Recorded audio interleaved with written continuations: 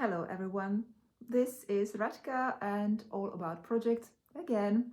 Today I thought that before I am going to talk about winning proposals, I could focus a little bit more on practicing the three questions. Why? Because they are quite crucial.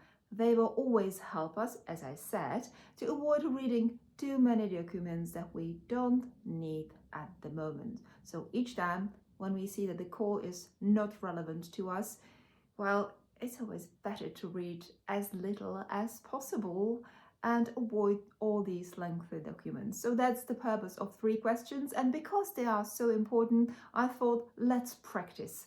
And this practice we are going to do today on the call that is open, which is always the best.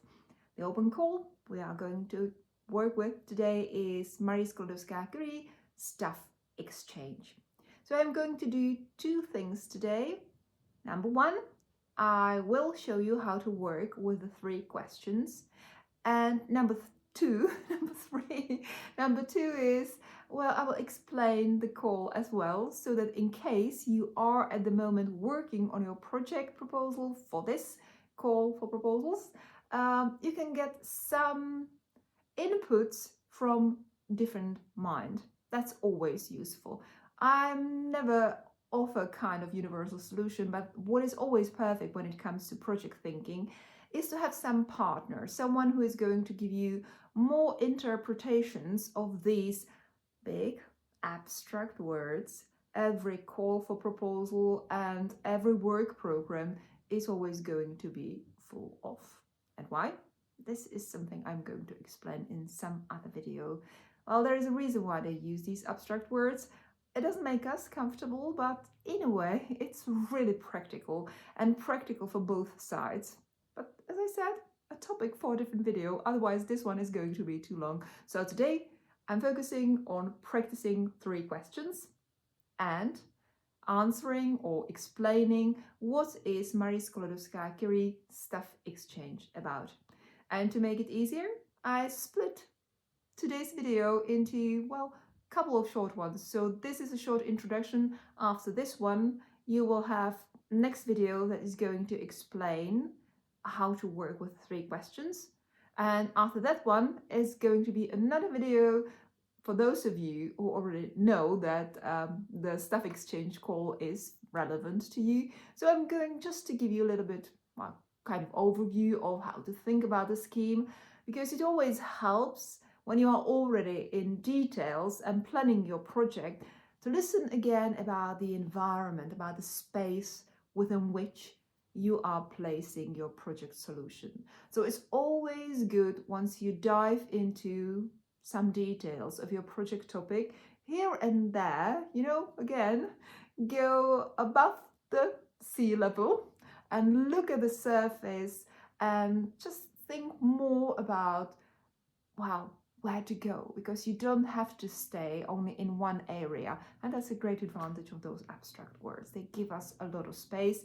And that's actually the objective why they use them, because the idea is, and there I am explaining again.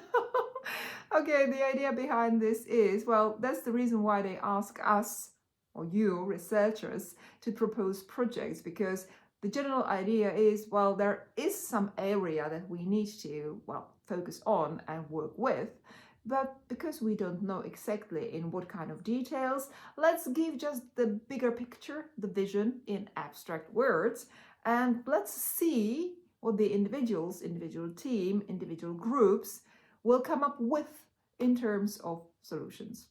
So there I was explaining again. Well, anyway, next two videos, as I said. And well, my great objective is to focus on 3 minutes explanations. That will be absolutely wonderful. I thought just 3 minutes explaining all kind of concepts. So that's my vision for the future. And now it is already 4.5. Anyway. As you see, this is the official web page of the call, Marie Sklodowska-Curie Action Stuff Exchanges Call 2023. It has been open already for a while, since October the 5th, and the deadline is February the 28th. The next few paragraphs are actually parts of work program focused on this specific action. So the same text you will find later in the work program, but here they picked it for us so that we can focus directly on information that is relevant only to the call. In this first section, the topic description, we can also see information related to our question, who is eligible? The most important thing for us is the fact that this call is open to organizations from across the globe, but there are some conditions that apply to this. And we can also see that the call is open to all kinds of organizations, from universities to private companies.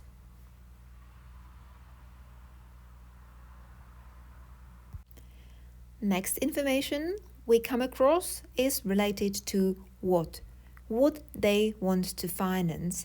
And they say that they want to support international, intersectoral, and interdisciplinary mobility of research and innovation staff, leading to knowledge transfer between participating organizations. Interesting. You have to ask yourself, first of all, who is this research and innovation staff? This is yet another ingredient for our who. But generally, if you are from a research institution or from a private company, and if you have some people that you can call research and innovation employees, then obviously the call is for you. In this section, they also give us a little bit more details related to our what question. They define in a little bit more detail what they mean by mobility. From their perspective, mobility means secondments, which means that we need to understand what exactly they mean by secondments. So as you see, in this part, we are going to open more and more questions related to what exactly it is that they are willing to finance. But for now, we have a basic idea what it is. As you can see, at this moment, we collected information only to first two questions. What they are willing to finance and who is eligible to be financed. Of course, there are lots of information and lots of other questions related to this, but if you say, yes, we are eligible for this type of activities, at least we think so, then go further and explore more details. The third question was related to money. And for information about money, you have to go to another document. Always start with the next shortest one. So if possible, keep or leave the work program for the later stage. We will work with it, but not at the beginning. That's not the wisest idea to do. Now it's the best time to open the document called the Guide for Applicants. Fortunately for the staff exchange call, it's not a lengthy document. It has just 11 pages, including the front page. So just 10 pages of reading, so very focused document. We can do that easily. To have a bit more fun with searching for the information, you can see that in the Guide for Applicants, we don't get directly the information to money, but fortunately there is a link to a document where you can find it. And that's finally our lengthy work program. So you have to remember that you don't need to read this all. You just need to look into the table of content and search for anything that is related to the specific call or the type of call. In this case, it is staff exchanges. And then search for whatever keywords relate to money. In this case, they were talking about unit contribution. So they don't talk about money or budget. They talk about unit contributions because they simply give you those so-called lump sums based on certain categories of expenditures that they accept to be funded. And that's all for this short introduction. In the next video, I'm going to summarize the call as such so that you know what the staff exchanges calls are about. Thank you for your attention and, well, not see you, but hear me in the next video. Bye.